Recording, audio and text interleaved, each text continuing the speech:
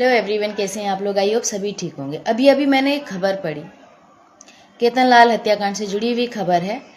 और उस खबर में ये आया है कि लड़की की जो है वो प्रेगनेंसी रिपोर्ट पॉजिटिव आई है।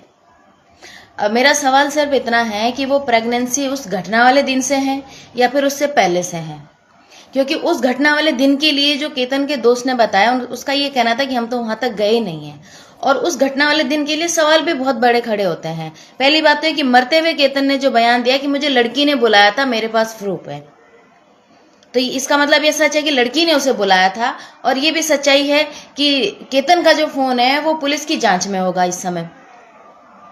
तो जब उसे लड़की ने बुलाया था तो ये बात भी सबको पता लग गई थी कि प्रेम प्रसंग में जो है लड़के की हत्या हुई। हो ना हो दोनों के बीच में दोस्ती थी, क्योंकि उनके गांव के लोग भी यही बातें कह रहे हैं कि पहले से दोनों एक दूसरे से मिलते थे और दोनों गांवों को ये पता था कि इन दोनों के बीच में अफेयर चल रहा है। हालांकि दोनों नाबालिग थे और दोनों की कंसेंट नहीं ली जा सकती थी।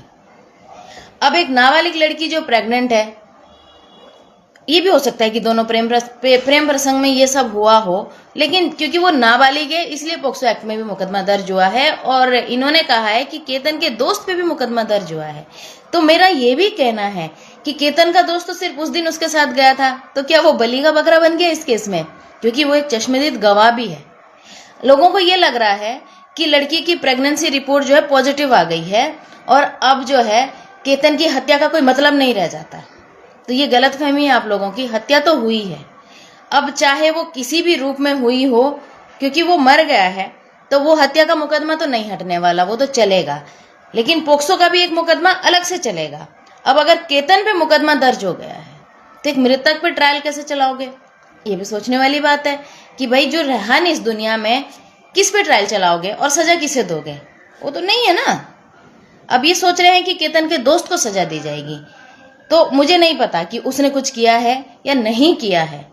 और मुझे ये भी नहीं पता कि उस दिन उस घटना से हुआ या उससे पहले से हुआ, क्योंकि अब ये कंफ्यूजन बहुत ज्यादा हो गया है।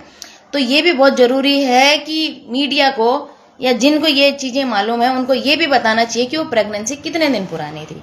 ये बहुत दिनों से कह रहे थे कि लड़की का मेडिकल, लड़की का मेडिकल, लड़की का मेडिकल। मैं भी बहुत दिनों से यही बात अपनी वीडियो में कह रही हूँ कि मेडिकल उस दिन करवाना था, क्योंकि अगर उस दिन उसके साथ रेप हुआ हो तो पुष्टि उसी दिन हो जाती। इसमें सबसे बड़ी सोचने वाली बात यह भी है कि लड़की के जो दादा हैं वो भी जेल में हैं, यानी कि वो संयुक्त परिवार में रहते हैं। और केतन के पिता ने जो रिपोर्ट लिखवाई है उसकी तहरीर जो है, तहरीर में ये लिखा हुआ है कि संयुक्त परिवार वालों ने मेरे बेटे को मिलकर मारा। मुझे सुबह 5 बजे फोन आता है, और जब केतन के पिता को सुबह 5 बजे फोन आता है तो उसमें लड़की के पिता कहते हैं कि हमने तुम्हारे बेटे की जो है हाथ पैर तोड़ दिए हैं और इसे लेके जाओ, हमने इसे गधेरे में फेंक दिया, साथ में हमने उसके दोस्त को भी पीटा है। तो सोचने वाली बात यह है कि अगर केतन के दोस्त ने यह कृत्य किया है तो केतन के दोस्त के पिता को क्यों नहीं फोन किया? केतन के पिता को क्यों फोन किया? और केतन पे क्यों आरोप लगाए जा रहे थे? केतन के दोस्त पे क्यों नहीं आरोप लगाए जा रहे थे? इतने दिनों से तो केतन केतन कहे जा रहे थे ना, तो अब उसका दोस्त कहां से आ गया? अब लोग कह रहे हैं कि क्यों चला गया दोस्त। तो भाई सबके साथ दोस्त जाते हैं, किसके साथ दोस्त नहीं जाते हैं? अब वो आरोपी हैं या नहीं है ये तो देखो डीएनए टेस्ट से ही साबित होगा।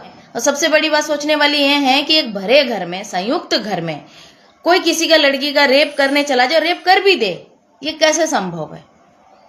ये तो संभव नहीं है ना। आप कैसे जाने दोगे अपनी बेटी के पास किसी भी व्यक्ति को रात में? आप नहीं जाने देंगे, क्योंकि घर में कोई घुसने की कोशिश करेगा तो पहली बातों से अंदर नहीं आने देंगे। और फिर अगर फिर भी बदतमीजी करे तो उसके 2-4 थप्पड़ मार के पुलिस बुलाई जाएगी और उसी समय उन्हें जेल में डाला जाएगा। और मैं शुरू से ये बात कह रही हूं कि भाई ठीक है, केतन ने रेप किया ना, या उसके दोस्त ने किया, चलो ठीक है, आप लोगों की बात सही मान लेते हैं, तो जेल क्यों नहीं भेजा भाई? उसी दिन जेल क्यों नहीं भेजा? क्यों मारा? क्यों कानून को हाथ में लिया? क्यों बाहुबली बन रहे थे खुद को?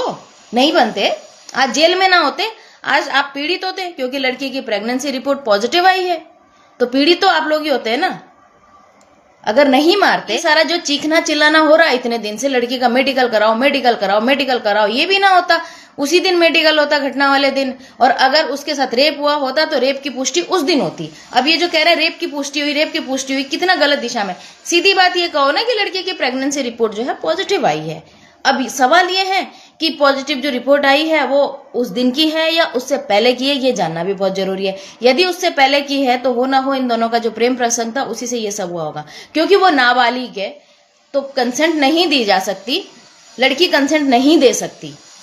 और ना ही लड़का, जो लड़का है वो भी नाबालिग है, उसमें मुकदमा जरूर चलता, लेकिन वो भी कंसेंट नहीं दे सकता था, दोनों नाबालिग है। अब तीसरे का जो ये नाम आ रहा है, ये कितना इसमें इन्वॉल्व है, ये तो देखो डीएनए टेस्ट से ही पता चलेगा, इस बारे में तो हम कह नहीं सकते।